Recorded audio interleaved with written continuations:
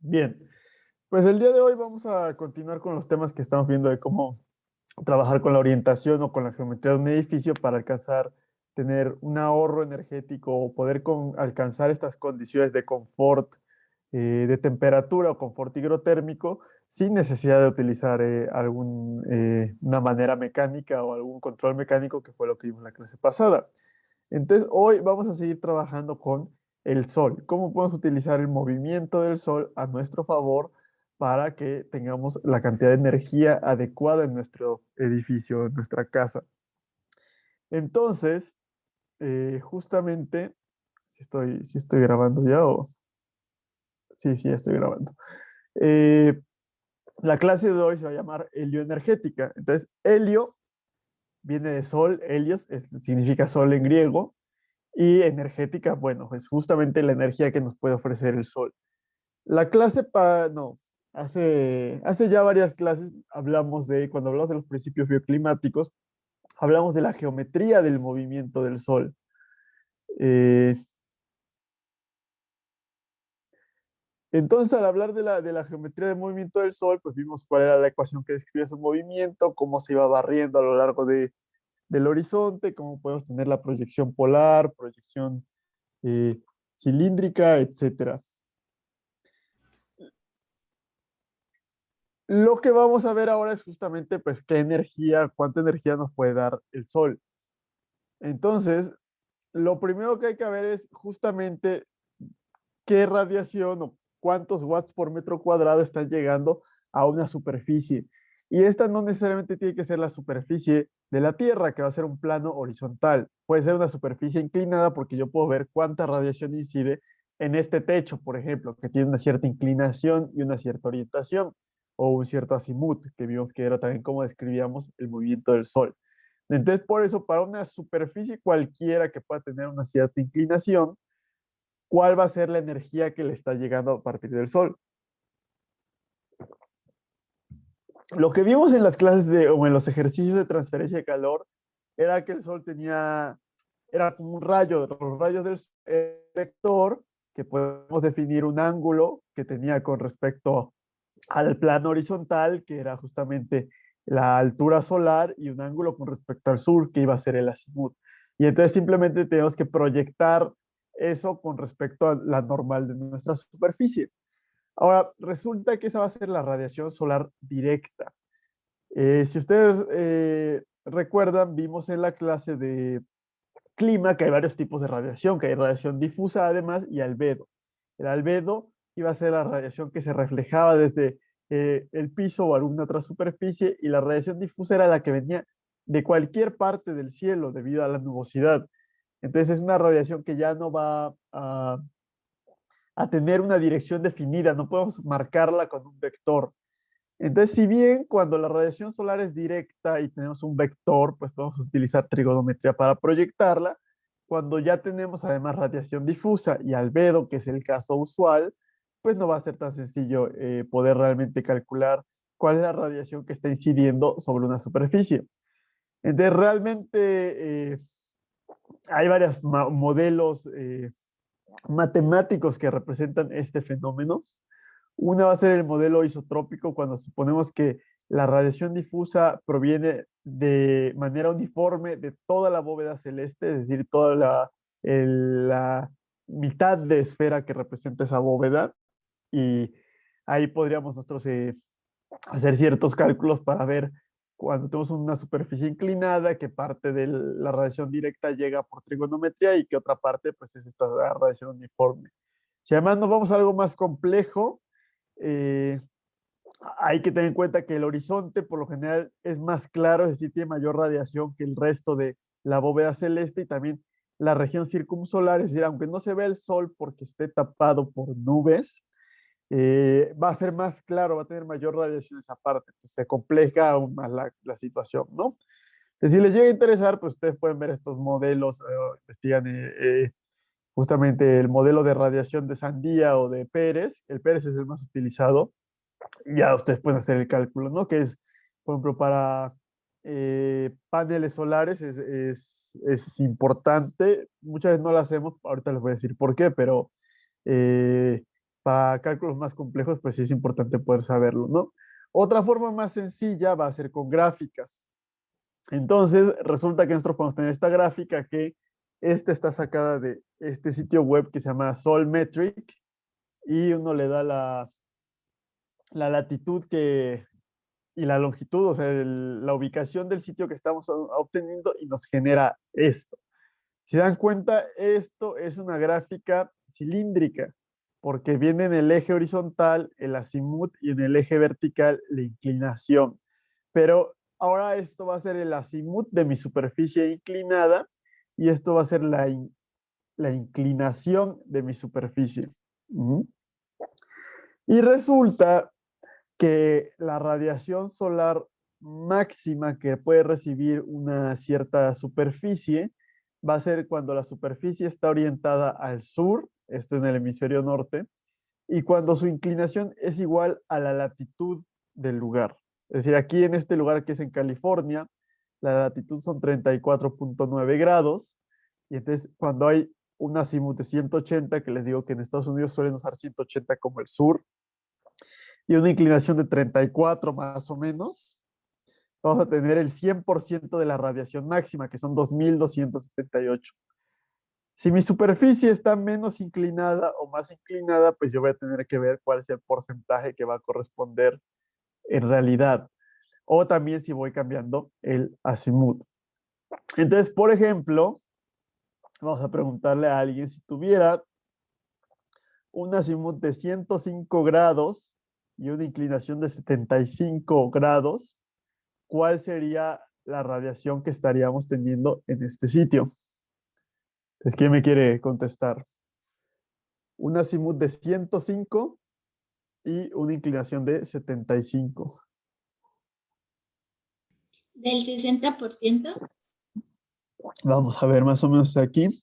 Sí, eh, sí, tienes razón, Carla.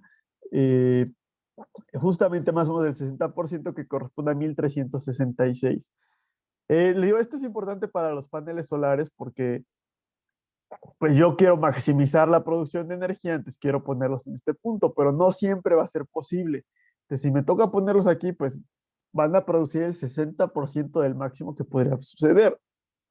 Muchas veces, sobre todo los de CFE que hacen las revisiones, dicen que si no está dentro de un rango de 30 grados de azimut, pues están mal puestos los paneles. Y no necesariamente están mal puestos si los ponemos en cualquier otra orientación, siempre y cuando lo hayamos hecho porque sabemos y calculamos ese porcentaje de pérdida y no porque no tenemos la menor idea. ¿Cuál es el problema? Y yo puedo generar esta gráfica para cualquier latitud y longitud. El problema es que para generar estas gráficas, pues hay que calcular estos modelos, ¿no? Estos sitios, pues ya lo tienen integrado el modelo y lo están calculando automáticamente. Eh, Hay dos problemas con esta gráfica. El primero es que esta es Annual Insolation US, entonces es para sitios en Estados Unidos, y si uno le da una latitud de México, pues no se lo va a dar. La ventaja que tenemos es que eh, Texas más o menos, Florida, Texas más o menos tiene, o sea, como de esto depende principalmente de la latitud más que de la longitud. Texas más o menos tiene latitudes similares a lo que podría ser Baja California o podría ser Sonora. Eh, Florida también puede ya llegar a Chihuahua, a lo mejor ciertas partes de Coahuila, incluso a lo mejor hasta Sinaloa. Y Hawái se parece más o menos a las latitudes del centro del país, como la Ciudad de México, Querétaro. Desde ahí uno puede hacer un poquito de trampa para poder aprovechar estas gráficas, pero el segundo problema es que nosotros no estamos diseñando en esta clase paneles solares. Ustedes pueden utilizar esto si van a trabajar con paneles solares que van inclinados normalmente a 20, 30 grados. Nosotros estamos trabajando con edificios y las paredes de los edificios, si bien hay edificios que tienen paredes inclinadas, por lo general la pared está con una inclinación de 0 grados, que es un techo o una losa, o de 90 grados, que va a ser una pared vertical, es decir, un muro común y corriente. El azimut, pues sí puede variar totalmente dependiendo de hacia dónde esté, cómo está orientada nuestra casa, pero pues sí, básicamente estamos restringidos a 0 y a 90. Entonces se vuelve difícil leer en esta orilla esta gráfica. Entonces, pues no siempre es tan útil el utilizar estas gráficas. La otra opción que vamos a tener va a ser generar las gráficas a partir de bases de datos como PBWatts. Si ustedes se acuerdan, en PBWatts ustedes podían darle una latitud y perdón, sí, le daban la latitud y la longitud y ahí sí podíamos meter cualquier sitio de México, ¿no? Y además nosotros le dábamos el azimut y la inclinación de nuestra superficie, que normalmente es para paneles solares. Pero yo puedo darle una inclinación de 0 grados y trabajar con una losa, o una inclinación de 90 grados, es decir, el tilt, y trabajar con un muro. Y entonces ahí me iba a dar cómo iba a variar esa radiación solar a lo largo del año, incluso podría descargarlo de manera horaria. Eh, entonces yo hice eso, por ejemplo, para la Ciudad de México, donde no me fui a la parte horaria y simplemente lo bajé para el mes para cada mes, y tenemos aquí la radiación promedio que tendríamos en un día cualquiera en ese mes. Esto es para una superficie horizontal y esto es para una superficie vertical. Entonces, aquí es donde viene la parte interesante. Alguien que me diga cuál es el mes más cálido en la Ciudad de México.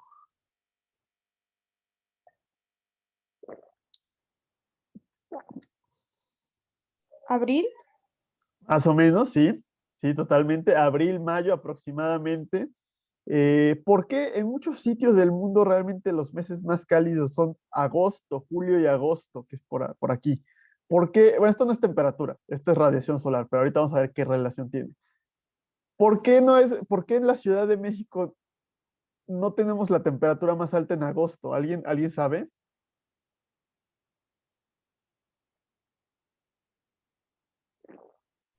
Por la ¿Por el temporada clima de ecuatorial? huracanes. Bueno, creo que los dos dijeron más o menos lo mismo, ¿no? Gracias, Isis, gracias, Chema. Sí, es la temporada de huracanes, pero realmente no hay huracanes en la Ciudad de México, ¿no? Realmente aquí Fernando nos dice que son las lluvias. Obviamente coincide la temporada de huracanes y la temporada de lluvias.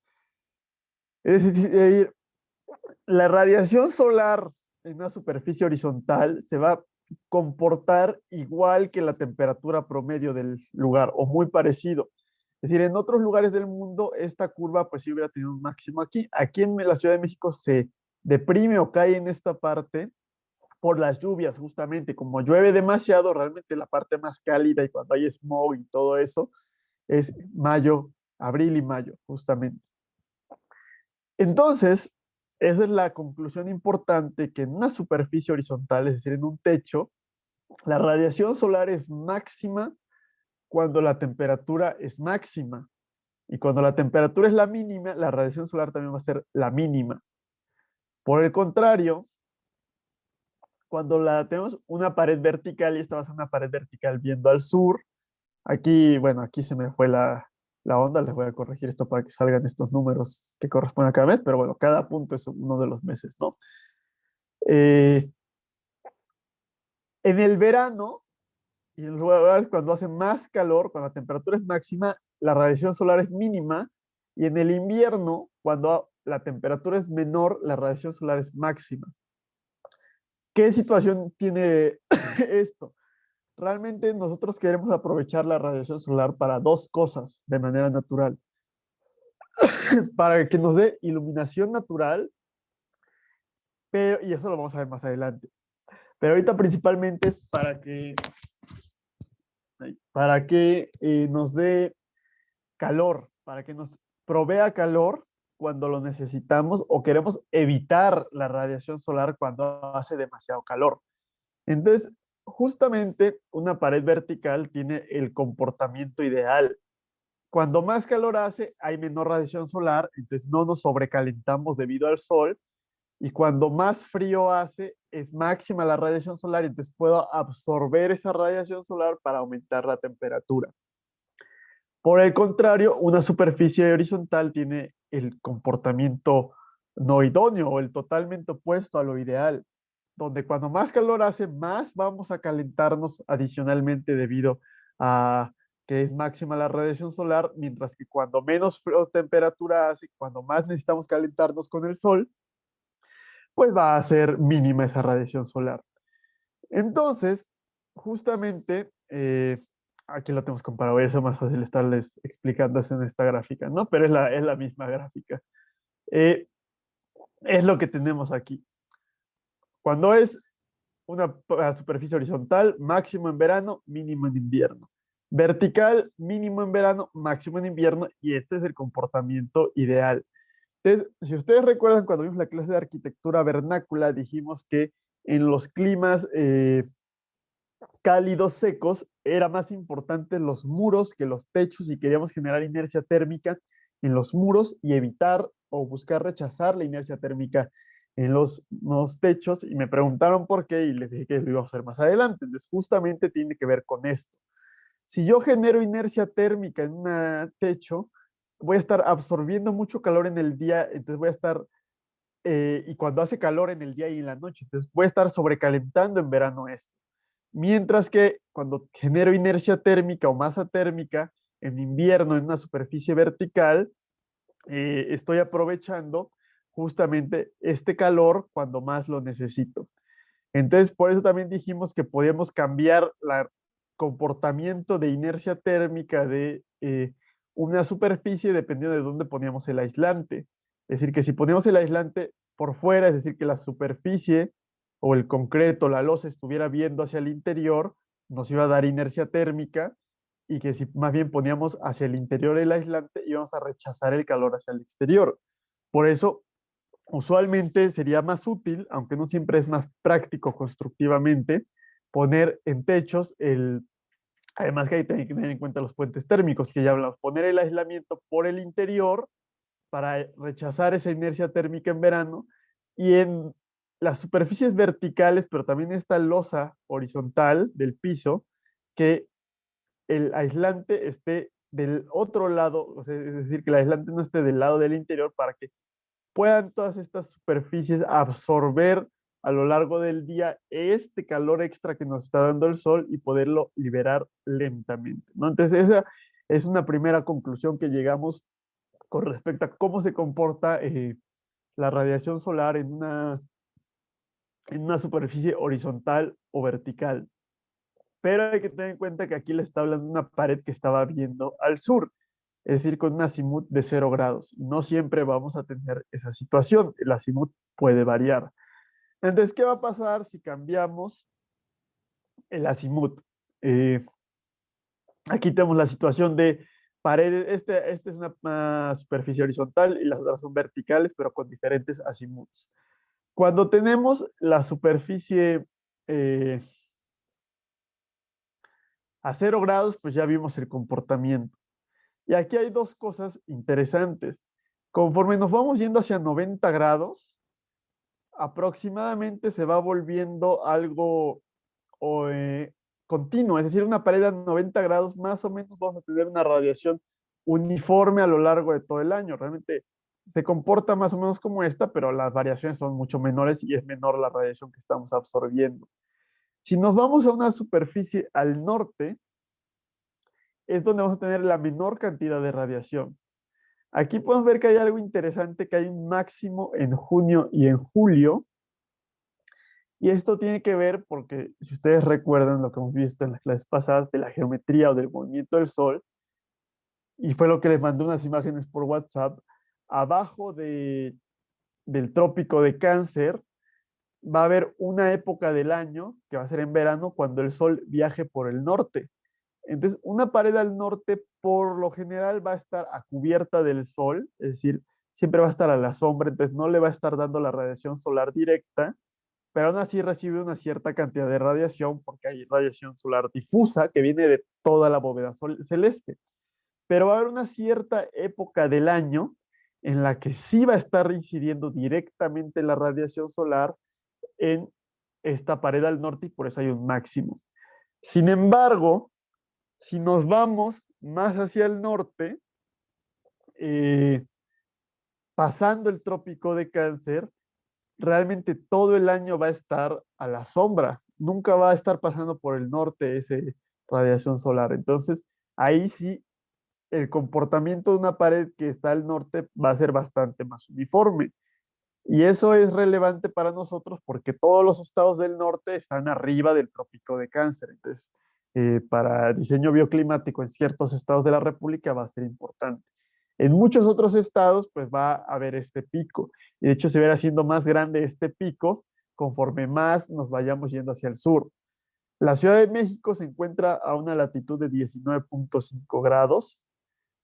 Tijuana, que es el extremo norte, se encuentra como a 34 grados de latitud, y Chiapas, que es Tapachula, bueno, todavía hay un piquito más al sur, que es el municipio del Soconusco. Ese se encuentra más o menos a 12 grados, 10 grados, a lo mejor un poco menos de latitud.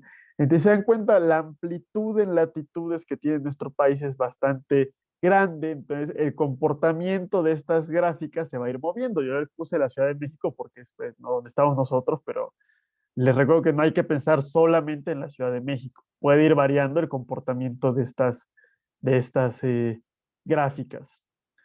Eh, y por eso, pues también hay que tener muchos libros europeos o estadounidenses, pues no consideran que en las paredes o en las ventanas al norte va a haber una época del año donde está incidiendo directamente la radiación solar. Entonces, no es exactamente el mismo diseño que tenemos que hacer conforme subimos del trópico o bajamos del trópico. Entre más nos vayamos al Ecuador, va a ser más uniforme el comportamiento hacia el sur y hacia el norte. Y así hay que diseñar nuestros edificios más simétricos, que cuando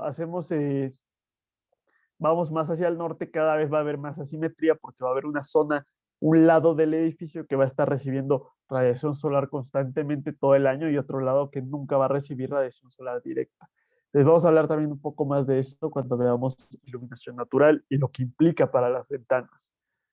Um, entonces, ahora sí, ¿cómo decidimos idealmente cuál es la orientación de un edificio? Entonces, es uno de los principales factores en el comportamiento térmico de un edificio, y la idea ya lo mencionamos, queremos mayor radiación cuando hace más frío y menor radiación cuando hace más calor. Entonces, como ya comentamos, el comportamiento ideal, este comportamiento ideal lo tienen los muros hacia el sur. Entonces, a primera instancia, una primera aproximación para la mayoría de los países, de los lugares en el hemisferio norte, la fachada ideal o la orientación ideal de una fachada de un edificio va a ser hacia el sur. Eh, ya dijimos que en los techos horizontales hay que buscar minimizar la ganancia solar con un adecuado posicionamiento del aislamiento térmico, y también, ya lo hemos dicho varias veces, aumentando la reflexión lo máximo posible para rechazar esa radiación solar. Un muro al norte, abajo del trópico de Cáncer, no va a cumplir tampoco con ese comportamiento, tiene un máximo igual en verano, pero realmente como es un máximo bastante menor que este, también va a ser más o menos una orientación aceptable, porque por lo general no podemos tener todos los edificios que van hacia el sur. Es decir, en una calle van a haber eh, casas que ven hacia el sur y casas que ven hacia el norte, ¿no? Entonces, vamos a ver que también puede ser más o menos aceptable un muro que esté viendo hacia el norte. Y esto va a ser también importante. Por lo general, la temperatura a lo largo del día no es simétrica alrededor del mediodía, aunque en el mediodía sea cuando recibamos mayor radiación solar. Como hay cierta inercia en la temperatura, en la tarde siempre va, o por lo general va a hacer más calor en la tarde que en la mañana. Es decir, pasado mediodía que antes de mediodía. Entonces, si podemos maximizar la radiación solar en la mañana y evitarla pasado mediodía, pues vamos a también tener un buen comportamiento. Entonces, los muros que estén orientados hacia el sureste y hacia el este también van a tener este buen comportamiento. Pero ahora sí, ¿cómo podemos calcular? Ah, bueno, antes de eso, aquí está la idea, ¿no? Eh, Suponiendo que queremos recibir la mayor cantidad de radiación solar posible, que sería en los lugares donde hace bastante frío en invierno, podemos poner los espacios habitables ubicados que estén recibiendo esa radiación solar, es decir, que estén en el sur del edificio. Y estos espacios secundarios donde tenemos armarios, bodegas, garage, etcétera, que no es tan importante que tengan un confort térmico adecuado porque no vamos a estar continuamente en esos lugares, pues pueden ir en el norte. Por el contrario, si vivimos en un lugar donde hace calor todo el año, entonces todo el año queremos evitar la radiación solar, que puede ser, por ejemplo, en el sureste del país, que ni en invierno queremos que nos esté dando el sol, eh, podemos invertir esta ubicación, que los lugares que se estén calentando más sean los baños, sean las entradas, escaleras, que por el contrario los espacios habitables estén hacia el norte, donde estemos más protegidos y no estemos recibiendo esa radiación solar directa. Entonces también la disposición de los espacios dentro de un edificio es importante y además de la orientación, que a veces no podemos nosotros decidir la orientación, si ya está construido, si la calle está ya dispuesta, pero sí la disposición de los espacios al interior sí la podemos decidir muchas veces. Entonces, el primer método que vamos a ver para decidir cómo se va a dar esa orientación del edificio de acuerdo a la radiación solar va a ser el método solar, donde únicamente estamos considerando la radiación solar. Para eso, primero hay que encontrar los meses donde excedemos la temperatura de la zona de confort, de acuerdo con el diagrama de Gibboni que ya vimos, y eso lo vamos a llamar los meses sobrecalentados. Y por el contrario, vamos a tener donde estamos abajo de la temperatura de confort y van a ser los meses subcalentados. Y así estamos dividiendo, ya dijimos que hay un comportamiento ideal cuando hace calor que queremos evitar la radiación solar y hay un comportamiento ideal cuando hace frío que queremos recibir la radiación solar. Entonces ya estamos separando los meses en sobrecalentados y subcalentados. Por otro lado, otro criterio podría ser separar por estaciones, que realmente pues en México es difícil, salvo a lo mejor en el norte, no tanto, es difícil encontrar primavera, otoño, verano, etcétera. Realmente, por ejemplo, en la Ciudad de México tenemos una estación fría seca, que es el invierno a finales de año cuando no llueve, una estación cálida seca, que ya dijimos que era abril y mayo, donde hace mucho calor y tampoco llueve, y una estación que sería el verano, cuando en otros lugares hace mucho calor, que por las lluvias se vuelve bastante más templado. Entonces son tres situaciones climáticas diferentes que podemos nosotros encontrar la condición ideal de nuestro edificio para cada una de esas estaciones. Entonces ahorita eso que viene más adelante se los voy a explicar. Todo esto se los voy a explicar, entonces lo pueden ustedes leer cuando estén repasando esto. Entonces la idea es graficar de manera polar esa radiación solar para cada época del año. Es decir, este eje radial va a ser la radiación solar y el eje angular va a ser pues justamente el azimut, ¿no? Es decir, hacia el cero vamos a tener una fachada orientada al sur y 180 al norte, para que quede como una rosa de los vientos, ¿no? Eh, entonces, considerando lo que hemos dicho, ¿cuál consideran ustedes que sería la eh, orientación ideal para el mes, para la época de octubre a enero, que es la época donde más frío hace en la ciudad, son los meses más fríos en la Ciudad de México? Entonces, viendo esta gráfica de la izquierda, ¿cuál es la orientación ideal para estos meses?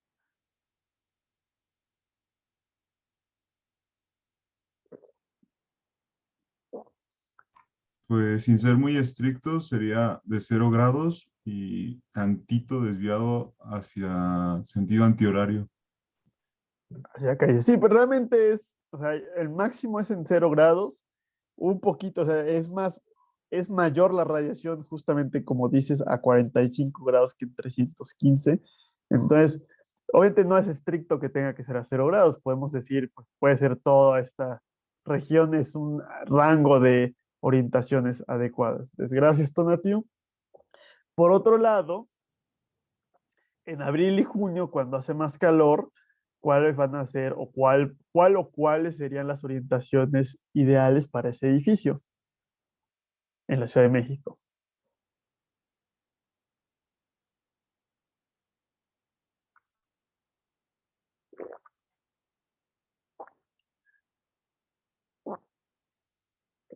A ver, vamos Voy a a preguntar. hacer norte y sur, que son las que reciben menos radiación. Sí, justamente, gracias Orlando. Buscamos los lugares que tengan menor radiación, que va a ser norte y sur. Eh, Vemos ya que ahora a los 45 grados pues aumenta bastante la radiación, entonces ya no es tan bueno esa orientación. Entonces lo que vamos a hacer va a ser darle una calificación donde, por ejemplo, en la época fría, el lugar que tenga mayor radiación va a ser 1 y el que tenga menor radiación va a ser 0 y proporcionalmente para el resto, ¿no? De abril a junio, el que tenga menor radiación va a ser 1 y el que tenga mayor radiación va a ser 0, es decir, se invierte. Y luego, pues vamos a promediar ambos para encontrar la mejor calificación a lo largo de todo el año. Otra posibilidad es ponderarlo, es decir, darle más peso a uno o a otro. Es decir, para mí es más importante recibir la mayor cantidad de radiación en invierno, entonces le doy 2/3 de peso a esto y 1/3 de peso a esto. Pero si por el contrario lo fundamental es rechazar esa radiación solar en verano, pues le doy 2/3 y 1/3. Entonces, eh, justamente esta es la ponderación y ya ven, ahora el eje radial va de 0, que es la mínima calificación, a 1, y esta es la radiación anual. Se dan cuenta, la radiación anual no nos da mucha información, por eso es importante partirlo de esta manera para obtener eh, en cada época sobrecalentada y subcalentada. Entonces, llegando ya a esta ponderación, lo que estamos obteniendo es que justamente prácticamente el que tiene calificación de 1 es la orientación al sur, pero hay varios otros que tienen buena calificación. Sobre punto 6 tenemos casi punto 7 en el sureste, igual punto 70 y algo en el suroeste, pero también se dan cuenta el norte no es tan mala solución, porque aunque tenga este comportamiento, donde hay un máximo en verano, ese máximo es muy bajo, o sea, no tiene nada que ver con este máximo que tenemos en una superficie horizontal, entonces no hay tanto problema. Sigue siendo mejor orientarlo al sur. Entonces nosotros podemos hacer este cálculo para cualquier localidad para ver de acuerdo o exclusivamente con respecto a la radiación solar, cuál sería la orientación ideal, que es lo que va a tener que hacer en su serie número 2. ¿Qué va a suceder cuando tenemos múltiples fachadas? Entonces, este es del libro de Víctor Olguiay, que ya les he comentado que está en su bibliografía. Él escogió, esto es para Estados Unidos, obviamente no hay que tomarlo como que sea algo que va a aplicar también para México, pero es más o menos la idea de cómo funcionaría.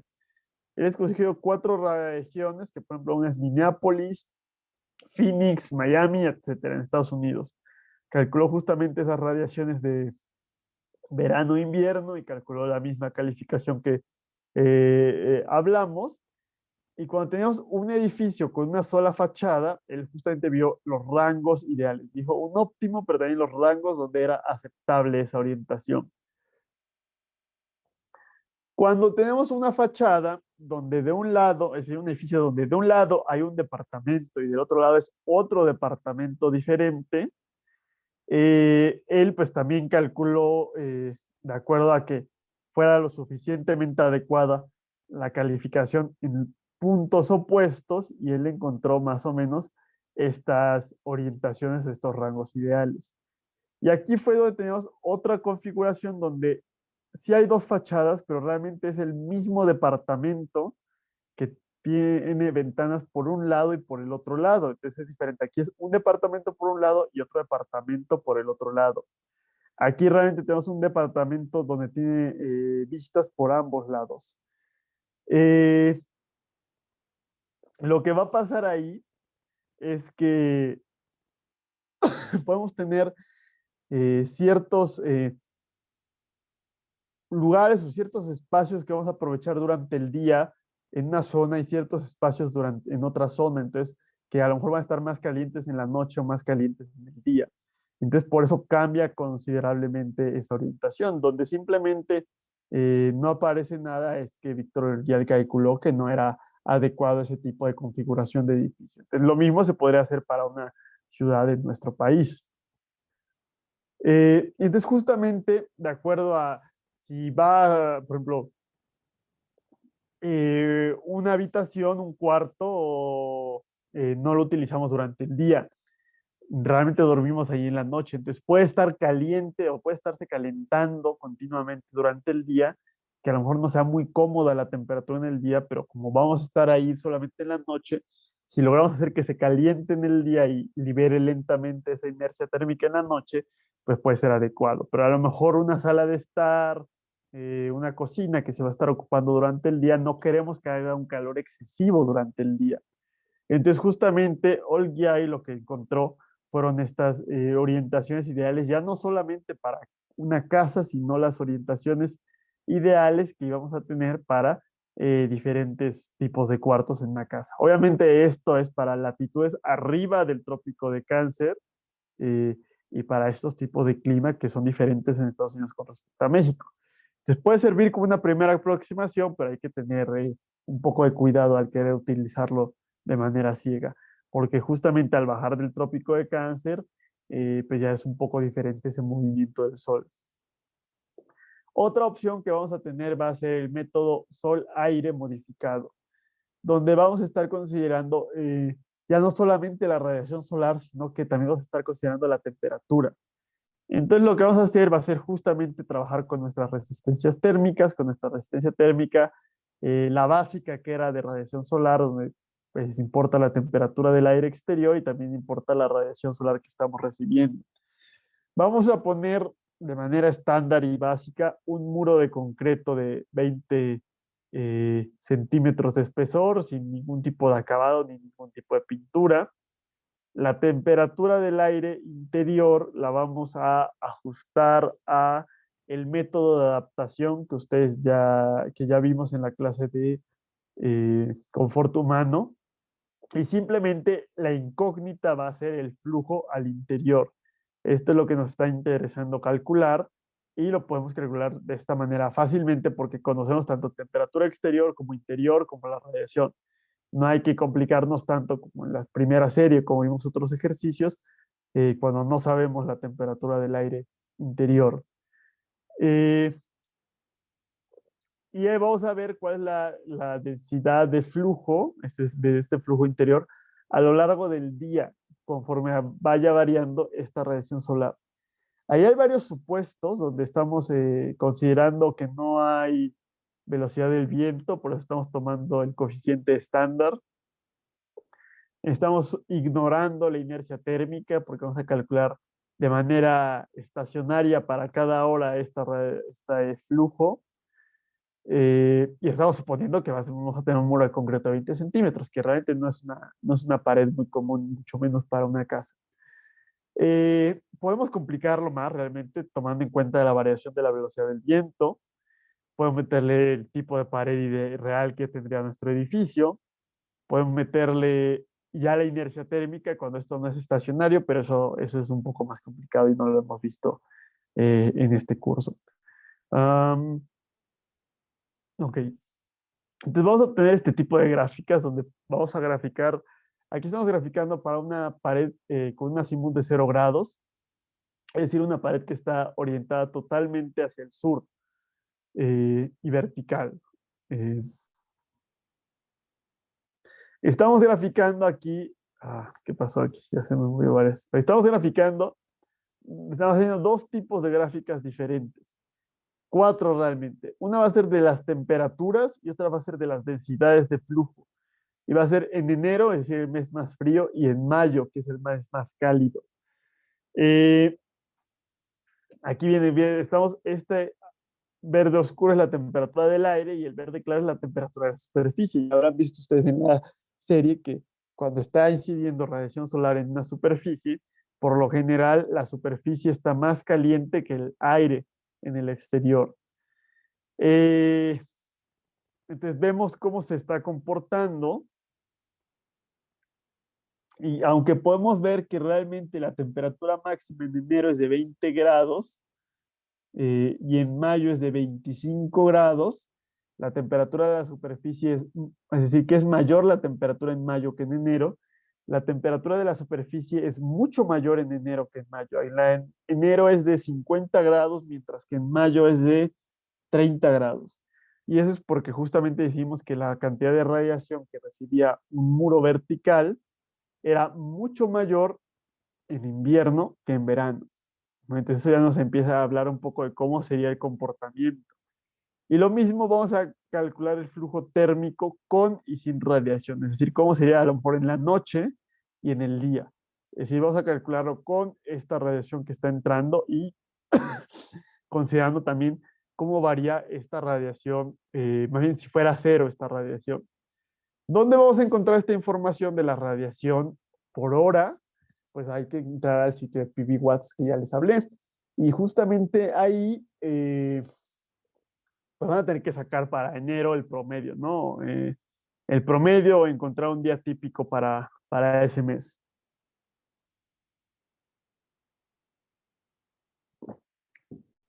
Desde la misma manera podemos ver que en enero es mucho mayor el flujo que estamos recibiendo con radiación solar, mientras que en mayo es mucho menor.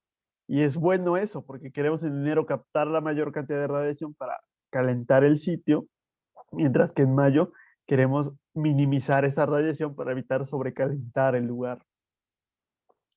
Y aquí yo lo que hice fue calcular esta misma gráfica, que es algo parecido a lo que van a tener que hacer ustedes para su serie 2 también. Este es en la Ciudad de México, pero ustedes lo van a hacer para una otra ciudad. Esta es una pared con un azimut de 0 grados, una pared con un azimut de 45. Aquí ya me estoy haciendo a la temperatura de la superficie. Un azimut de 45, de 90, es decir, sureste, este, suroeste y norte. Podemos ver que cuando estamos hacia el este, esa temperatura máxima de la superficie se está yendo hacia la mañana, mientras que cuando estamos hacia el suroeste, esa temperatura máxima se va hacia la tarde. Por eso nos puede ayudar a decirnos que sería mejor realmente tener una orientación hacia el suroeste, hacia el sureste y hacia el este, porque si dijimos que la temperatura del aire solía ser máxima en la tarde y estamos además recibiendo mayor radiación solar en la tarde, podemos tener un exceso de calor en la tarde. Mientras que si lo recibimos en la mañana, cuando suele ser menor la temperatura, pues vamos a tener ese beneficio de poder mantener esta inercia a lo largo de más horas y no que no coincida el máximo de radiación con el máximo de temperatura. Entonces, cuando hicimos únicamente el método solar, donde solamente estábamos tomando en cuenta la radiación solar, vimos que la orientación hacia el suroeste podía ser buena, pero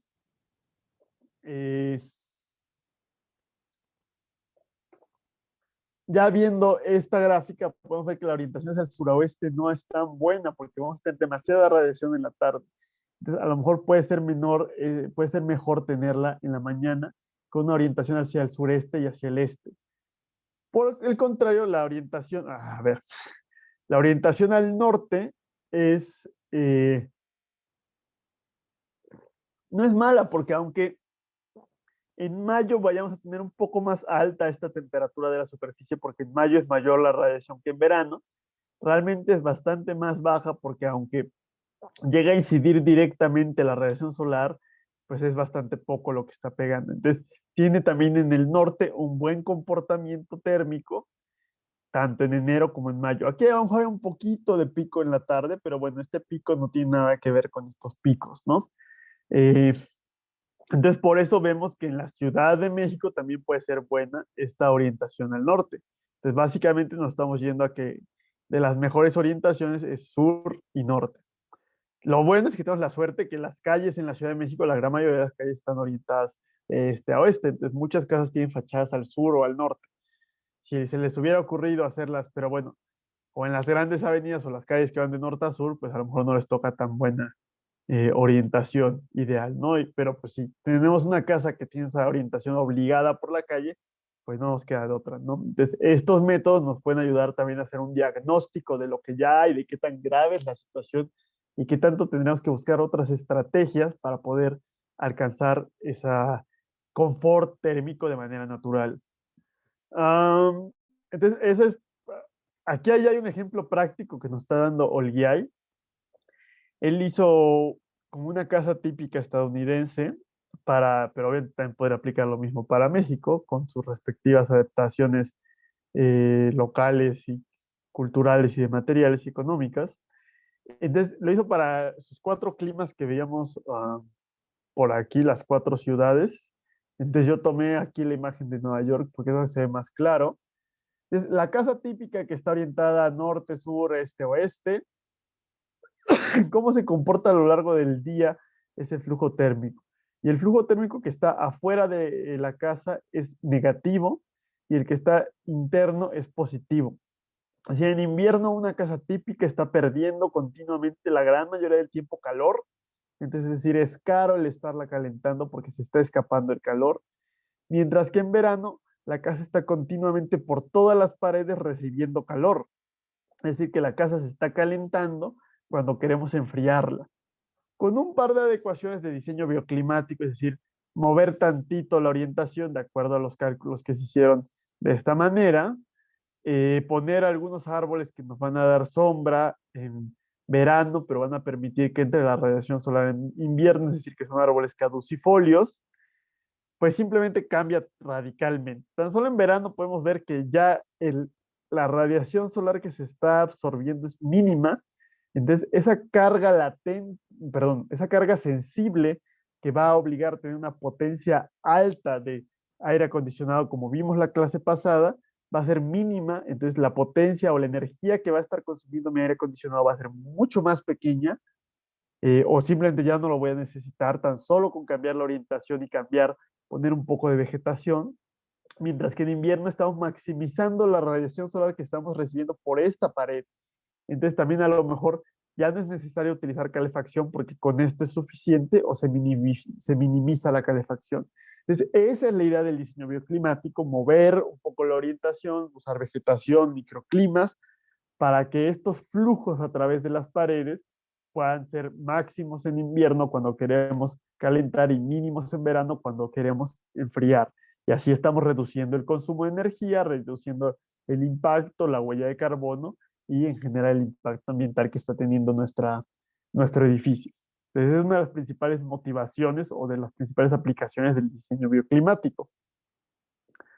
Ahora bien, no sé si tengan alguna duda de estos métodos de orientación que hemos visto, que hemos estado viendo ahorita. Sí, no estrictamente de esto, pero va relacionado. Ajá. Yo el principal problema que le veo a esto es luego las limitantes que existen, como lo mencionó, de las calles, porque en muchas partes de la ciudad se ve, pero también lo veo mucho en pueblos, que los terrenos de las zonas céntricas de los pueblos son extremadamente pequeños. Entonces ahí pues la libertad es prácticamente nula para orientar la casa.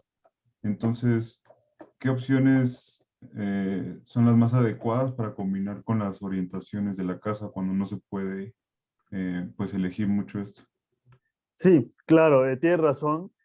De hecho, justamente esto es en Estados Unidos, porque en Estados Unidos las casas pues siempre tienen un amplio jardín junto, ¿no? Entonces, pues yo puedo enchuecar un poco la casa, aunque con respecto al terreno y no hay tanto problema, ¿no?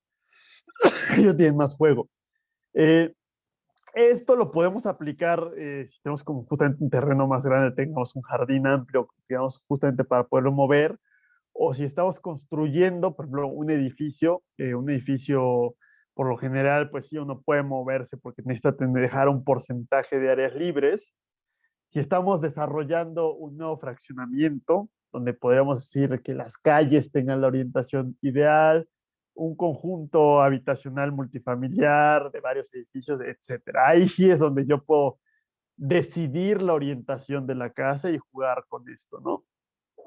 Tiene razón que muchas veces pues ya está fija, es decir, yo no puedo girar la casa. que tan solo no puedo construir la casa girada o la casa ya existe. Eh, Ahí sí, pues justamente no podemos nosotros aprovechar esa idea de diseño. Entonces, esto más bien sería un diagnóstico donde a lo mejor tendríamos esta condición y vemos qué tan grave es la situación, ¿no? Entonces, si vemos que a lo mejor es muy grave la situación, pues, pues vamos a ver si es posible meter aislante, ¿no? Que rara vez se mete aquí en México, pero a lo mejor, pues que aquí sí se está calentando demasiado tan solo por la pura orientación, entonces a lo mejor con meterle un poco de aislante en ciertos muros, mitigamos un poco la situación. Entonces, esto pues nos va a poder motivar el diseño en otros aspectos del envolvente, de otras medidas de control térmico, aunque no podamos controlar esta situación. A lo mejor no podemos controlar esta orientación, pero sí podemos poner, si tenemos la suerte de tener jardineras en las banquetas, pues poner algunos árboles, que eso sí van a poder cambiar ciertas condiciones, o decir, bueno, por orientación no hay cómo moverle, a lo mejor vamos a moverle por ventilación natural, ¿no? Entonces sí, justamente no siempre es posible mover esto, pero sí lo podemos tener como un elemento diagnóstico para otras estrategias que podemos utilizar.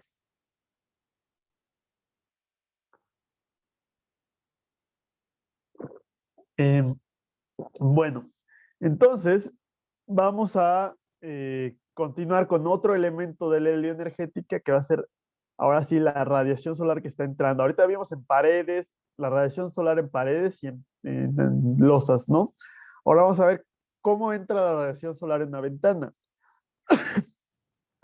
Es importante esa radiación que está entrando para el balance térmico. De hecho, vimos nosotros que en el balance térmico había que poner el flujo de la ventana, donde pues simplemente calculábamos el tau phi proyectado, o sea, el tau phi teta, y lo multiplicamos por el área, y eso va directamente al balance. Es una cantidad en watts y va directamente al balance térmico.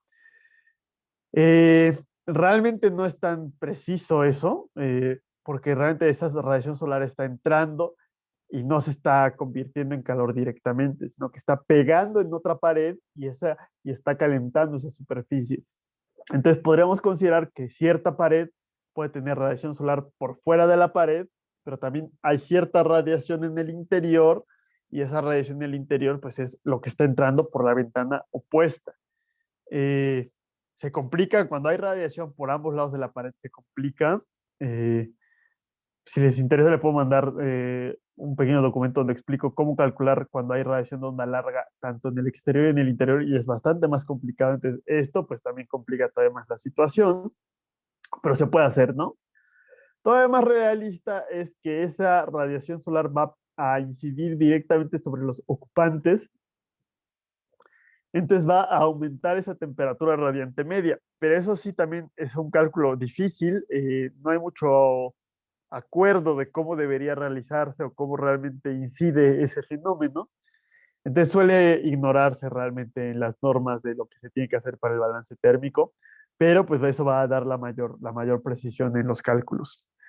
Eh, la idea es que vamos a estar viendo ahorita las protecciones solares, que justamente la idea de la protección solar es cuando en una ventana va a estar entrando la radiación solar en verano, pues yo puedo poner un elemento en mi edificio para bloquear esa radiación solar, para rechazarla, sobre todo en los periodos más cálidos.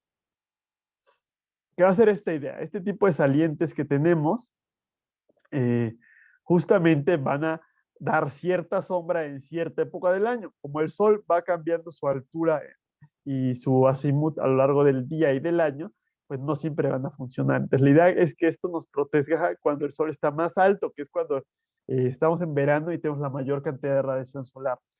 Entonces, justamente, ¿qué tanto nos van a proteger estos elementos, tanto horizontales arriba de la ventana como verticales a los lados de las ventanas? Pues lo vamos a tener que hacer con este tipo de cálculo. Entonces, hay varios tipos de protecciones solares, ahorita los vamos a ver. Nos van a ayudar a recibir la radiación solar que nos dé iluminación natural, pero a rechazar eh, esa radiación solar que nos va a dar calor. Vamos a ver que hay una parte de la radiación solar que nos da luz y otra parte que nos da calor. Y también vamos a ver más adelante el problema del brillo y de los reflejos con respecto a la iluminación. Eh, Puede ser un elemento concreto que salga, puede ser un balcón, puede ser móvil, puede ser una cortina, etcétera. El problema que sí hay es que, a ver, eso se lo menciono ahorita con respecto a las cortinas. Vamos a ver primero esto, ¿no? Entonces, es importante que vamos a tener que colocarnos sobre el plano de la ventana y en la parte de en medio y abajo. Ese va a ser el punto del observador que vamos a tener, desde el cual vamos a calcular los ángulos que tengan todas estas superficies en estas coordenadas esféricas que habíamos hecho para poder proyectarle nuestra gráfica cilíndrica. Es decir, es importante que en esa gráfica cilíndrica las rectas verticales se van a mantener como rectas y las rectas horizontales se van a volver curvas. Eso es importante. Las rectas verticales se mantienen verticales y las rectas horizontales se vuelven curvas. Entonces, pues yo puedo calcular esos ángulos y poder graficarlo y ver, superponer la trayectoria solar que ya vimos y ver en qué época del año y en qué horas nos está protegiendo de esa radiación solar. Y la idea es que nos proteja cuando el sol está más alto, que es en verano, pero poder recibir esa radiación en invierno cuando está más bajo el sol. Entonces, cuando tenemos una protección solar horizontal, pues simplemente nos ponemos en medio y abajo y calculamos este ángulo que se forma, que va a ser el que vamos a tener en medio de nuestra gráfica, y continuamos de manera curva. Entonces sabemos que estamos protegidos todo lo que está acá arriba y que vamos a recibir el sol de todo lo que está acá abajo. Pero realmente esto es suponiendo que esta protección horizontal continúa infinitamente. Eh, Realmente podemos tener una protección horizontal que va a tener el ancho de la ventana, puede ser un poco más ancha que la ventana o puede continuar, podemos suponer que es muy larga, entonces que es casi infinita y es lo que tenemos aquí. Cuando realmente tenemos una protección finita, es decir, que llega a cierta ancho razonable con respecto a esta ventana, podemos calcular dónde termina. Entonces, el ángulo, este es un corte de perfil de nuestro edificio y esta es una planta. Entonces, podemos ver el ángulo que forma esa esquina donde termina la protección solar y también lo podemos graficar, marcar el ángulo beta vertical y marcar los ángulos gamma horizontales y ahora sí graficar. Y arriba estamos en zona de obstrucción donde estamos protegidos y abajo estamos recibiendo la radiación solar. Como ven, pues es diferente, estamos perdiendo toda esta protección que tendríamos si fuera infinita. La idea es que no sea del mismo tamaño que la ventana, porque ven que fácilmente en la tarde empieza a recibir radiación solo una parte de la ventana, sino que sea un poco más grande, ¿no? Es imposible hacerlo infinito, ¿no? Pero pues sí, a menos que sea muy largo nuestro edificio, pero pues sí podemos hacer que sea un poquito más grande. Eh, Va a haber otro tipo de protección que van a ser estas verticales que les llaman alerones. También estas protecciones van a ser importantes para la ventilación natural. Ahorita lo vamos a, bueno, más bien lo vamos a mencionar la siguiente clase. El miércoles tenemos la clase de ventilación natural. A ver, si nuestra ventana está orientada al sur, pues simplemente centramos este ángulo beta en el cero, que es en el sur. Pero si nuestra ventana está en el este o está un poco chueca la pared, entonces no está exactamente con respecto a los puntos cardinales, lo único que hay que ver es qué ángulo tiene esa normal de la superficie y recorrerlo a ese punto centrado, esta gráfica, esta proyección que estamos haciendo. Aquí pueden ver que el punto del centro es el norte, pero eso es porque estas imágenes eh, son de un libro que también tiene la bibliografía de diseño bioclimático de Gonzalo, eh, y es un autor argentino. Entonces, en Argentina está en el hemisferio sur, entonces el sol viaja por el norte, pero bueno, ustedes podrían poner el sur aquí, y si su ventana está en el este, pues simplemente justamente lo recorren al este para poder ver cómo está eh, esa protección solar. Ahora, eh, ¿qué va a pasar con las... Ah, también esto es importante, se me está pasando. Es importante medir ese ángulo desde la parte baja, porque si yo lo calculo en medio, al mismo ángulo me va a dar una protección más pequeña, pero realmente cuando yo esté abajo, vamos, o sea, esta parte de arriba sí va a estar protegida con respecto al sol, pero esta parte de abajo va a estar recibiendo los rayos del sol, entonces es una protección nada más parcial. Por eso es importante medir ese ángulo desde abajo para tener una protección total y el largo adecuado de esta protección solar. Eh, la protección vertical o los alerones, esto lo estamos viendo en planta, va a tener cierta extensión y nosotros podemos medir igual ese ángulo que se está formando para medirlo desde el centro y poder considerar que toda esta parte lateral está bloqueada con respecto al sol, ¿no?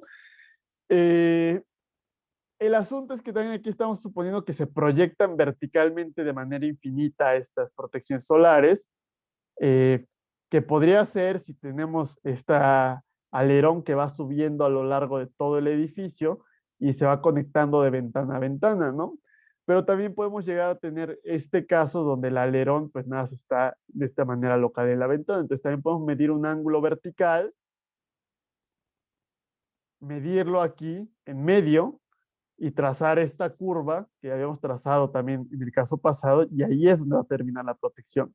Es decir, toda esta parte de arriba que yo supuse que me iba a proteger, esto realmente no me va a proteger porque pues termina en cierto punto esa protección vertical, ¿no? Entonces, esto es una planta de cómo se vería y este es un perfil de cómo se estaría viendo esa protección vertical. Eh, ¿Qué otra posibilidad hay? Es que tengamos una protección múltiple, es decir, como si fuera una celosía en una sola ventana. Entonces, realmente hay que considerar como si fuera una sola ventana cada una de estas y calcularle ese ángulo horizontal y vertical para cada una de estas.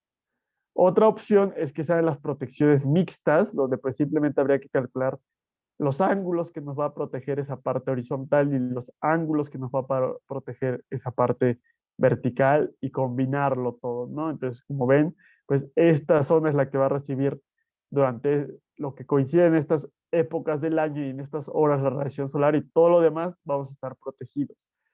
Es importante protegernos esta parte alta porque nos protege de la radiación solar en verano, cuando nos genera mucho calor, y esto nos va a proteger de radiación solar que va a entrar muy oblicuamente, con un ángulo muy pequeño, y eso va a generar destellos y brillos cuando estemos intentando leer o hacer alguna actividad con iluminación natural, ¿no? De eso vamos a hablar en un par de clases. Otro detalle, les digo que estas protecciones solares pueden fungir como balcones, por ejemplo, pero también habrán ustedes visto que hay balcones que pues, están como, que es como una rejilla metálica o simplemente donde tenemos que esta protección pues tiene huecos, ¿no? Este libro este libro es muy bueno, también está en su bibliografía y muchas imágenes las estoy sacando de ahí. Se llama Heating, Cooling, Lighting, Sustainable Methods for Architects. Entonces es bastante interesante. Y um, la idea, ellos dicen que el tener una protección sólida, el problema es que podemos tener cargas adicionales por viento y por nieve, eh, mientras que cuando tenemos la protección con espacios, pues puede fluir el aire para que no se acumule este aire caliente y además no tenemos estas cargas, ¿no? Las cargas por nieve eh, no son tan importantes realmente para aquí en México, pero las de viento pues sí pueden serlo, y esto de favorecer la convección pues también puede ser algo bastante útil para nosotros. Mm, otra posibilidad que vamos a tener de las protecciones solares es utilizar una galería que ya cuando hablamos de la arquitectura vernácula, Isis nos dijo que pues, muchos tipos de casas en México justamente tienen este tipo de galería exterior que nos está protegiendo y dando sombra al interior, ¿no? Podemos utilizar la vegetación, pero también es interesante tener algún tipo de pérgola. Y con la pérgola, lo interesante realmente con la pérgola es poner algún tipo de vegetación caducifolia. Te recuerda que hay vegetación perenne, es decir, que mantiene las hojas todo el año, como los pinos, y vegetación caducifolia, que en verano tiene hojas y en invierno pierde las hojas.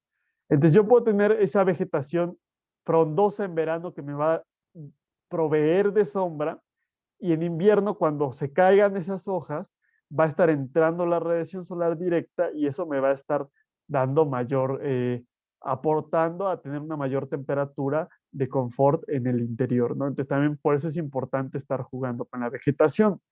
¿Y qué es lo que nos decía? Preguntaba Tonatiu que a lo mejor, y justamente esa es la idea de las protecciones, a lo mejor pues yo no puedo cambiar la orientación en un cierto lugar porque pues, ya está fija por el predio o por la calle. Pero estas protecciones solares, pues sí, yo las puedo diseñar libremente, ¿no? Que de hecho ahorita les voy a mostrar unas imágenes. Y puedo ajustarme de acuerdo a qué tipo de protección necesito, de acuerdo a la orientación que tenga la fachada de mi edificio, o puedo jugar con la vegetación, de acuerdo o con esto de la pérgola, o poner simplemente árboles, ¿no? Y eso va a modificar el comportamiento térmico de mi edificio. Aquí hay un uso interesante de cómo un mal uso y un buen uso de la vegetación, justamente para alcanzar esas protecciones contra el sol. Aquí otra vez es el libro que es de Argentina, entonces por eso el sol está viajando por el norte, pero pues cámbiale por el sur y es aplicable para donde estamos nosotros. Entonces aquí se les ocurrió poner unos árboles del lado contrario de donde viaja el sol y poner pues esta eh, franja de arbustos, ¿no? Entonces podemos ver cómo se ve en planta y cómo se ven ciertos cortes, ¿no? Y vemos la proyección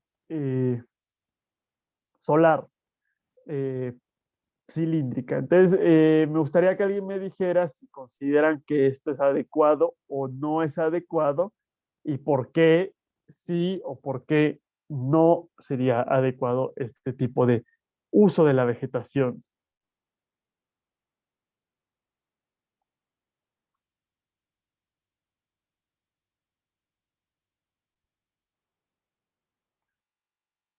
Si no, pues vamos a escoger a alguien para que participe. Um,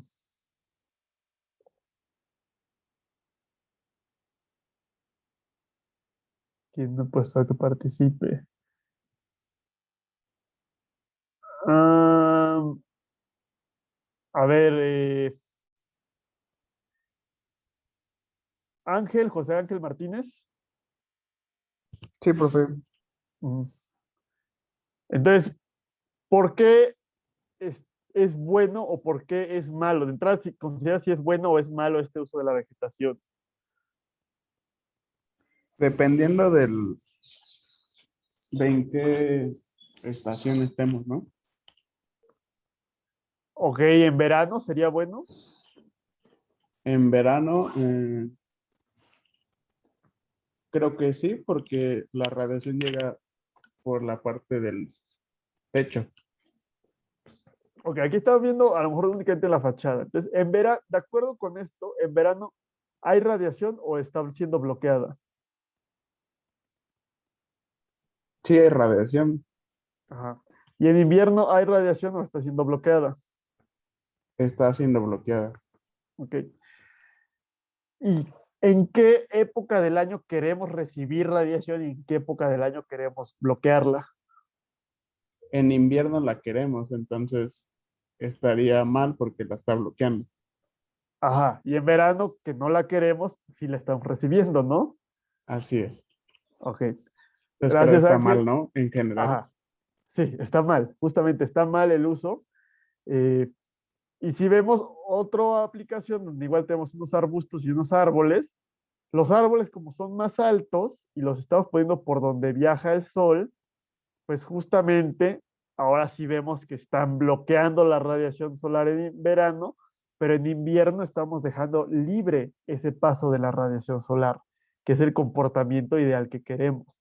Entonces, aquí, aunque no pudiéramos nosotros decidir esa orientación de nuestro edificio, con la vegetación podemos jugar y podemos protegernos en verano y recibir radiación en invierno. Y aunque no pudiéramos poner árboles, porque también en muchas calles no se pueden poner, no hay lugar donde poner árboles, pues podemos poner unas ciertas salientes de nuestro edificio, unas ciertas protecciones solares y hacer el mismo juego, ¿no? Protegernos en verano y recibir la radiación solar en invierno. Eh, Ahora sí, algunas aplicaciones de cómo se podrían ver este tipo de protecciones solares. Aquí vemos esto, le llamo estructural porque esto es de concreto y está colado con la estructura, pero realmente, hasta donde entiendo, realmente no está resistiendo alguna carga a esto, ¿no? Creo. Eh, pero bueno, sí que sí está colado con toda es una fachada de concreto que está colada, ¿no? Entonces, como ven, pues tiene cierto interés arquitectónico, hay edificios de este tipo, hay varios en la Ciudad de México, y donde simplemente eh, la ventana, pues no está justamente en la fachada, está un poco metida, y esta protección solar, que podría ser algo así múltiple, pues está haciendo que bloqueemos la radiación solar en cierta época del año y la estamos recibiendo principalmente en invierno, ¿no? Entonces uno puede diseñar las dimensiones de esta protección que le llaman egg crate, porque es como si fuera estos cartones para poner los huevos, ¿no? Como si aquí pues estuviéramos poniendo huevos donde los compramos en el súper, ¿no? Entonces podemos diseñarlo de acuerdo a la latitud que estemos y las condiciones climáticas que tengamos. Entonces no solamente es estético la motivación de esta fachada. Otro es balcones, usar balcones como protecciones solares. Este es un edificio que fue diseñado justamente por Víctor Oliay. Está en Budapest porque Víctor Oliay era húngaro, después pues fue a Estados Unidos y ahí sacó su libro, pero pues hizo varios diseños en Hungría. Y es un edificio de los 50, pero que todavía sigue existiendo hoy en día porque pues tiene muy buen comportamiento. Se dan cuenta, pues Víctor Olguay no podía decidir la orientación del edificio, estaba ya fijo por cómo está la calle. Pero él aún así decidió que algunos cuartos no iban a tener protección solar, otros sí iban a tener protección solar y la protección solar está dada por el balcón de arriba, entonces tiene doble funcionalidad el elemento del edificio, es decir, es algo recreativo que puede aprovechar las personas para tener cierta vista, pero además le está dando protección a la gente de abajo. Entonces, de acuerdo al tipo de habitación o al uso que va a tener esta parte, a lo mejor queremos maximizar la radiación solar incluso en verano y aquí es donde queremos estar más protegidos, ¿no? Entonces, ha tenido éxito este uso adecuado de las protecciones solares a lo largo de los años. Algo más moderno es esto, que por ver muchos edificios se están construyendo de este tipo en la Condesa, la Roma, cosas así, eh, donde tenemos ventanas con diferentes orientaciones, entonces a lo mejor yo podría jugar con el tamaño del balcón de manera estética, pero también haciendo que cierta orientación tenga mayor protección y cierta orientación tenga menor protección, ¿no? Y aquí sí, este edificio, pues uno tiene más juego con cómo puede decidir qué orientación van a tener las diferentes fachadas, ¿no? Entonces, esto de la orientación solar, o todo esto que vimos de la helioenergética, pues no es algo que aplique solo a casas unifamiliares o a cosas pequeñas, ¿no? También en edificios de varios pisos, que es lo que nos puede interesar a lo mejor más en la Ciudad de México, eh, podemos jugar con la fachada, podemos jugar con balcones para hacer este tipo de protecciones solares, que vamos a ver que también van a ser importantes para la iluminación natural. También, aunque podemos hacerlo para edificios, podemos hacerlo para casas de un solo nivel, ¿no? Es decir, el diseño bioclimático no está limitado a un solo tipo de edificio, sino que es bastante versátil y podemos aplicarlo a diferentes tipos de configuraciones. Entonces, eh, no sé si tengan alguna duda de esta última parte de las protecciones solares. También para su serie número 2 van a tener que ustedes diseñar una protección solar o más bien ver pues qué tanto protege con respecto a una gráfica solar. Eh, ¿Tienen alguna duda de esto? Sí, ¿Qué pasó? realmente es muy difícil colocar pues estas como rejillas ya una vez construida la edificación, porque, por ejemplo, cuando tomaba clase en la ENAL de frente a la facultad, pues ya ven que está la cortina esta como tipo malla para proteger de la radiación. Pero bueno, mi experiencia, afortunadamente, me tocó en horas aceptables y aún así hacía mucho calor. No me imagino el calor que hacía a las 4 de la tarde en los salones. Entonces, por ejemplo, en ese caso, bueno, me estoy adelantando un poco, ¿no? Pero ¿considera que fue la mejor opción haber puesto esa cortina o existe alguna otra mejor opción? Sí, mira, también se supone que luego hay ciertos edificios que fueron diseñados más o menos bioclimáticamente. Se supone también para la Facultad de Ingeniería hicieron como un modelito y fueron moviendo como un foco que representaba el sol, pero a lo mejor al tener estas configuraciones con ventanas por varios lados, no todos los salones tienen el mejor comportamiento. Yo recuerdo que me tocaba tomar clases de tratamiento de aguas residuales a las 2:30 en el edificio B, en el último piso, y era horrible porque si uno se sentaba donde estaban las ventanas junto a la alberca, hacía un calor horrible, y si uno se sentaba donde estaba la puerta, el viento hacía que sintiera uno frío. Entonces, es difícil que el 100% del edificio tenga las condiciones adecuadas.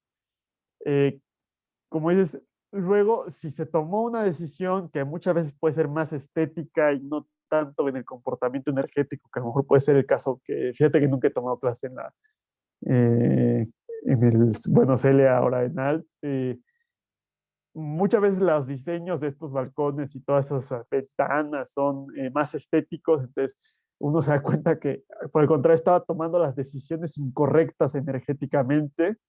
Sí, es muy difícil corregirlo si ya está. Uno puede remodelar y cambiar la fachada. Ha sucedido en la ciudad, no sé si has visto edificios que de pronto le quitan el frente y la fachada que le ponen totalmente moderna, totalmente diferente. Entonces ahí uno a lo mejor puede poner ciertas protecciones, ciertas salientes, modificar un poco para que se comporte mejor, pero ahí hay cuestiones estructurales. Entonces, en ese caso, pues sí, si ya valió y se construyó no de la mejor manera, a lo mejor lo que puede quedar es el aislamiento. Vimos que el aislamiento se puede aplicar adecuadamente cuando hay una remodelación por el interior o por el exterior, y pues sí, aunque a lo mejor las ventanas o la orientación de la fachada no reciba el calor de la mejor manera, pues con el aislamiento podemos bloquearlo un poquito para que no haga demasiado calor en las horas del día. O si las ventanas no se podían abrir, hacer que las ventanas se puedan abrir para que haya un poco de ventilación y eso también baje la temperatura. Pero sí es complicado luego cuando se toman decisiones principalmente de manera estética. ¿Qué pasó, Isis? Y, por ejemplo, el muro verde entra dentro de una protección solar. No, realmente, vamos a hablar de muro verde, de hecho es uno de los más adelante, hacia el final del curso. Realmente el muro verde no nos bloquea parte de la radiación porque el muro verde es plano y es paralelo a la pared. Entonces realmente el muro verde es parte de la envolvente térmica. Es decir, como que cuando hagamos nuestras resistencias térmicas, pues va a haber un elemento que va a ser justamente el muro verde, que va a dar, como hay cierta tierra o cierto sustrato, una mayor resistencia al flujo de calor. Y además, como hay vegetación, hay evapotranspiración. Entonces, esa evapotranspiración genera enfriamiento evaporativo y baja las temperaturas de la superficie. Entonces, sí ayuda a bajar las temperaturas, pero más que como protección solar, es un elemento de la envolvente térmica. Es decir, como si fuera un tipo de aislamiento natural, que es una de las ventajas que tienen los muros verdes y las azoteas verdes. Y vamos a hablar justamente de eso. Ok, Eh, ok. sí, también se me olvidó justamente mencionarles, luego lo que sucede es que hace mucho calor en el exterior o está pegando el sol en esta ventana y se nos ocurre poner una cortina por el interior. Entonces, realmente lo que está pasando ahí es que el calor o la radiación está entrando y atraviesa la ventana, calienta la cortina y a lo mejor no nos da el sol directamente, pero al calentar esa cortina, el calor en vez de salir de regreso por la ventana se va a quedar atrapado como si fuera un efecto invernadero y lo va a rechazar hacia el interior. Entonces, el tener cortinas para protegernos de la radiación solar en lugares muy calientes puede ser contraproducente porque estamos atrapando ese calor y funciona como un colector solar, como si fuera un calentador solar. Supongo que lo habrán visto los que ya de energías renovables, que tenemos un sistema de doble vidrio, los colectores planos pues tienen un vidrio y tienen algo que está absorbiendo el calor y lo está manteniendo en el interior este vidrio. Entonces, justamente se atrapa ese calor. Entonces, las protecciones solares también pueden ser cortinas, entonces podemos también ponerlas por el exterior, donde justamente estemos rechazando el calor antes de que, o justamente esta misma protección solar eh, recibe el calor y lo rebota antes de que entre a nuestro edificio. Entonces también, para lo que nos menciona Nativo, pues puede ser interesante, pues más bien intentar poner algún tipo, ¿les dan cuenta? Aquí hay unas cortinas por el interior, pero también está esto que es como lo de las tiendas, estas cortinas de metal, pero esto es como de madera para que sea más estético, y lo podemos cerrar por el exterior para que también nos bloquee ese calor antes de que entre al interior de nuestra habitación. Entonces, es otra buena estrategia. Bien. Todavía nos quedan 4 minutos. Más les debo su calificación del examen. Ya ni me acuerdo cuál examen es el último que hicieron. De hecho, creo que tienen que hacer uno esta semana, esta clase, o si ya lo hicieron. El examen 5 ya lo hicieron. Eh, Van las respuestas rápidamente antes de que se nos acabe el tiempo. Eh, sí, estas las tuvieron varias preguntas malas, pero escoge la variable que no depende, de la que no depende el diagrama bioclimático de Givoni para una localidad.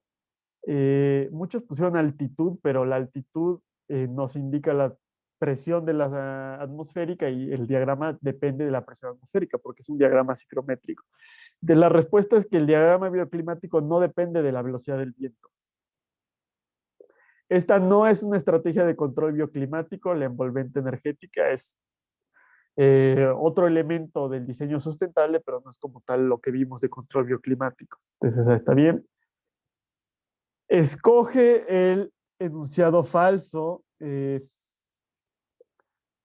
Varios pusieron, no se usa una gráfica solar para todo México, pero eso es cierto. La gráfica solar depende de la latitud y de la longitud. Aquí habían 2 respuestas correctas porque una de las respuestas correctas era la hora solar siempre corresponde con la hora real y yo les mencioné brevemente que la hora que ustedes podían ver en un reloj solar no correspondía a la hora de su reloj. Esa pregunta la tuve que haber quitado porque de hecho el semestre pasado había una diapositiva que mencionaba esto, pero bueno, varios lo pusieron y lo tuvieron bien.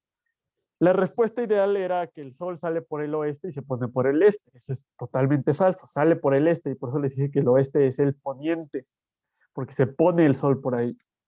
¿Qué tipo de proyección solar no existe? La cartesiana, solamente hay cilíndrica y polar. Uno puso equidistante. Sí, esas se las voy a poner también, porque de hecho equidistante es la polar. Hay que ponerlo bien eso. No fue uno quien contestó equidistante. El ángulo, el azimut solar, bueno, ahorita regresamos a eso.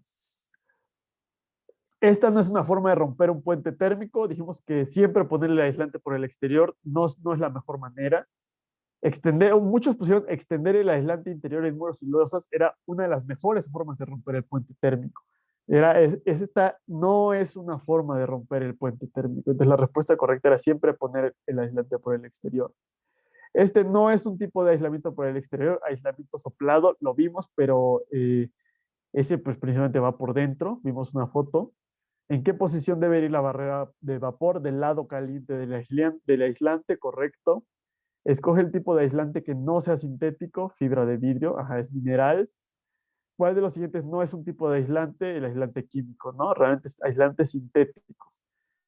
Y ya esta última, si alguien se necesita ir desconectando, no hay problema. El azimut solar es el ángulo del sol con respecto. La respuesta correcta es la horizontal, porque la horizontal es el ser. No, a ver. No, sí está bien. De hecho, yo estoy mal aquí en la respuesta. No, más bien, ok, sí. El azimut solar, muchos pusieron que era el ángulo con respecto a la horizontal, pero es el ángulo que se mide sobre la horizontal, pero el cero del azimut solar es el sur, entonces se mide con respecto al sur o a partir del sur.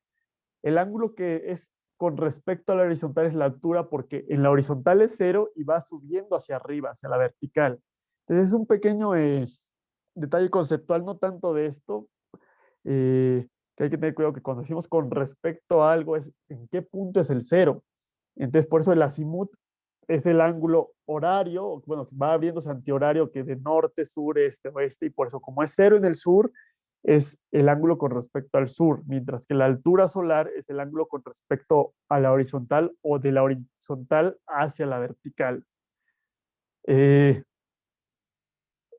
Y pues ya eso sería